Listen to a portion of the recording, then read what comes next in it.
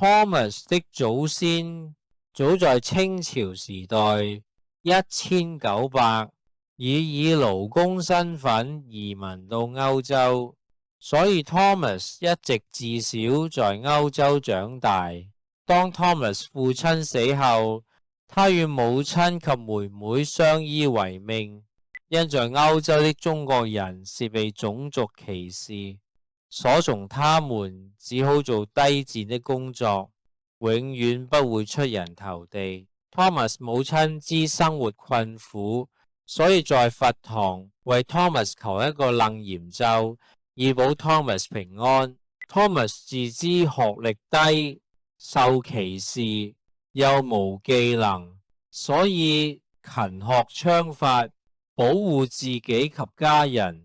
所以他的槍法如神，逢射必中，而且逢中必死，無人可敵。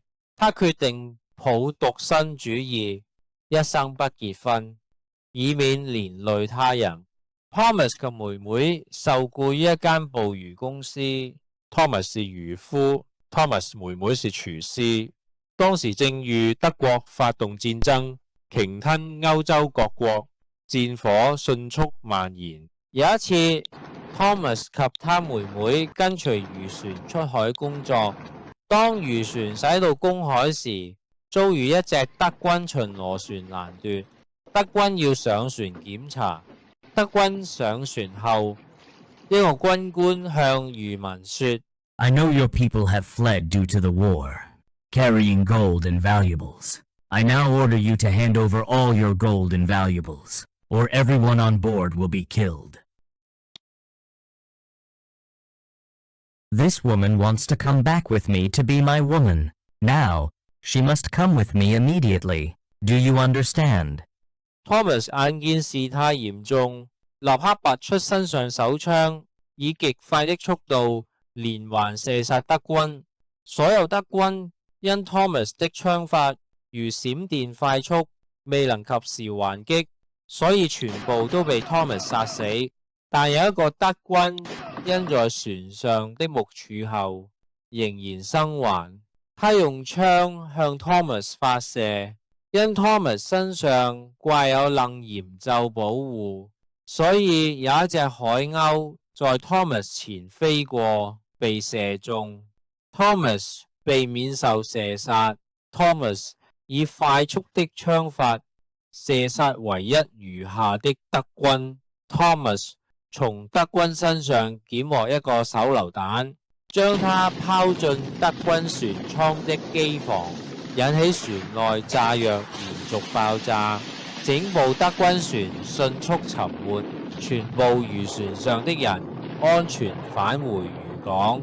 返回公司後， Thomas 覆老闆讚賞英勇行為，獲得老闆給予一大筆獎金。他將部分金錢給母親養老，自己儲存一部分。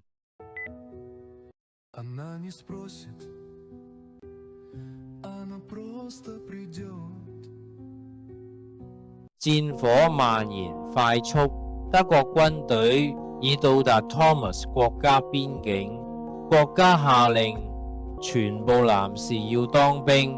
Thomas 被派到空軍工作。有一天 ，Thomas 被命監去鄰國德軍佔領區投下炸彈。當 Thomas 駕駛飛機到該區時，他向下望，見有眾多兒童在辛苦哭泣，多人受傷。他不忍心將機上的炸彈投下，他將飛機飛往公海，及將所有的炸彈投進公海內。所以才救了許多兒童的生命。當他將飛機飛回空軍基地時，被上司軍官嚴重責罵。You have seriously violated military regulations and will be punished. I am now sending your unit to the front lines as part of a suicide squad. This is the order. Thomas 母親知道兒子被派至敢死隊，所以他在佛前求得一個佛牌，他將佛牌交給 Thomas，以保他平安歸來。戰火緩然到國家邊境，人民死亡慘重，建築物盡毀。Thomas 被立刻派往前線，負責抵擋德軍入侵。戰爭異常激烈，在一次突擊德軍時，因情報的錯誤，致全軍覆滅。Thomas 得佛的保佑，幸運地生還，而一個人獨自在森林中逃亡。在休息期間，他從樹後看見一個女子被德軍欺凌，女子拒絕德軍要求，想離去，但被德軍阻止。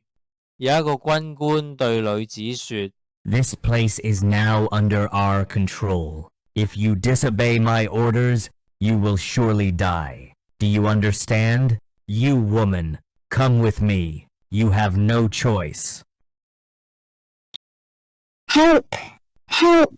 Thomas 見事態危急，立刻開槍射殺德軍。德軍因 Thomas 槍法快如閃電，未及時還擊，全部德軍死亡。但有一個打聽情報的德軍剛剛返回團隊，看見 Thomas， 他立刻踢 Thomas 跌在地上，在正想槍殺 Thomas 一刻，剛剛狂風吹過德軍面部，使德軍合上雙眼。Thomas 在此一刻殺死德軍。Thomas 知道佛像保護他的生命，環境安全了。Thomas 走去抱起受傷的女人，用偷來德軍的汽車，快速地送女子回家。到達女子的家門口前，女子感謝 Thomas 救命之恩，親吻 Thomas。 Thank you for saving my life. I am very grateful to you. Sir, what is your name? My name is Anne.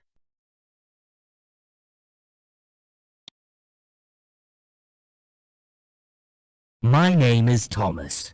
因美國的攻擊，德國敗亡，戰爭結束，人民生活回復正常。Thomas 用他嘅獎金開了一間酒鋪，經營賣酒生意。安全返回家後，有一富家兒子想向安求婚，但被安拒絕，原因對方不是安的理想對象，富貴不是安追捕目標。安在家中仍念念不忘 Thomas 救命之恩，終日想尋找 Thomas， 但人海茫茫，不知如何尋找。在一次偶然的時刻，他看見牆上貼有一件賣酒廣告，想再印有 Thomas 的相片及經營的地址。於是他取下廣告紙帶回家中，在思潮起伏間，仍感謝他恩人 Thomas， 於是決定依廣告地址尋找 Thomas。 安立刻離開家鄉，遙遙千里，坐火士找尋 Thomas。 到車站終點時，經車站員工指示，根據地址找尋 Thomas， 終於找到 Thomas 經營的酒鋪。 Thomas 於是步出鋪外與 Anne 見面。 Anne 禁不住眼淚，即刻擁抱 Thomas， 感謝他以前救命之恩。 Thomas 對突然其來的 Anne 不知所措，唯有招呼他在鋪內住宿，而 Anne 決定留下幫 Thomas 經營酒鋪的生意。 Shall we get married? Because you are the ideal husband for me.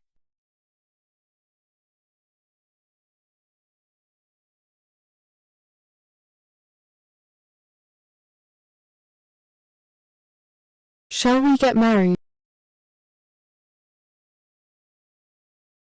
Thomas 聽見安的要求，不知所措，但因為母親的要求下，他不想母親因他經歷戰爭而令母親苦等那麼久，及母親催婚下，所以決定放下獨身主義，應承與安結婚。在佛寺內 ，Thomas 與 Anne 在佛寺師父見證下結為夫婦。